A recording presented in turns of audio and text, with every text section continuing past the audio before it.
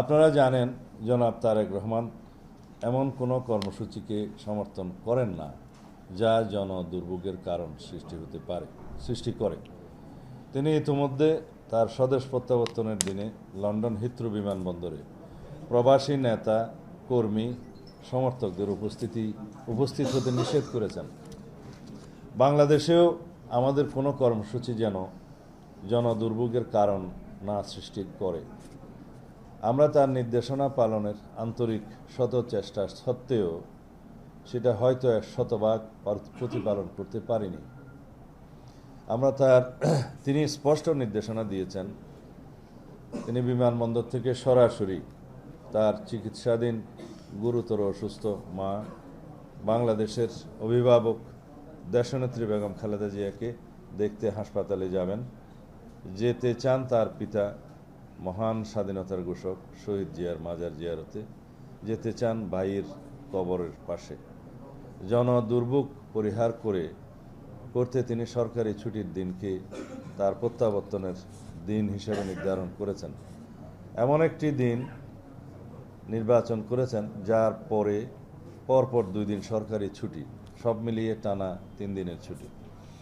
তার নির্দেশনা প্রতিপালন করতে যে জনদুর্ভোগের বিষয় মাথায় রেখে আমরা রাজধানীর কেন্দ্রীয় কোনো স্থানে যেমন সোহরাওয়ার্দী উদ্যান বা মানিক মিয়া এভিনিউকে আমাদের কর্মসূচিতে অন্তর্ভুক্ত করিনি। রাজধানীর এক পাশে অপেক্ষাকৃত কম জনাকীর্ণ ও 300 ফুট প্রশস্ত 36 জুলাই মহাসড়কের শুধুমাত্র এক পাশের সার্ভিস লেনকে অতি সংক্ষিপ্ত এক গণ অভ্যর্থনা হিসাবে নির্ধারণ করেছে। এটা কোনো জনসভা নয়, সম্বর্ধনা অনুষ্ঠানও নয়, শুধুমাত্র দেশবাসীর প্রতি তার আন্তরিক কৃতজ্ঞতা প্রকাশ ও দেশনেত্রী সহ দেশের সকলের কল্যাণ কামনায় দোয়ার অনুরোধের অনুষ্ঠান। সেই আয়োজনে তিনি ছাড়া আর দ্বিতীয় কোনো বক্তা থাকছেন না।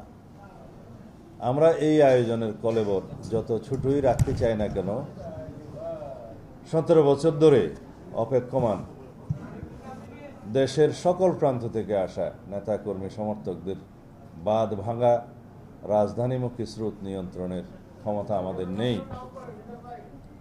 তারপরেও আমরা আমাদের নেতাকর্মী সমর্থকদের নির্দেশনা দিয়েছি যাতে তাদের বেশিরভাগ কাঞ্চন ব্রিজ ব্যবহার করে অনুষ্ঠানস্থলে আসেন। রাজধানীতে তাদের প্রবেশ পথ ও যানবাহন, অবস্থান ও অভ্যর্থনা কেন্দ্রের বিস্তারিত তালিকা আপনাদের জানাবো সকলের সুবিধার্থে।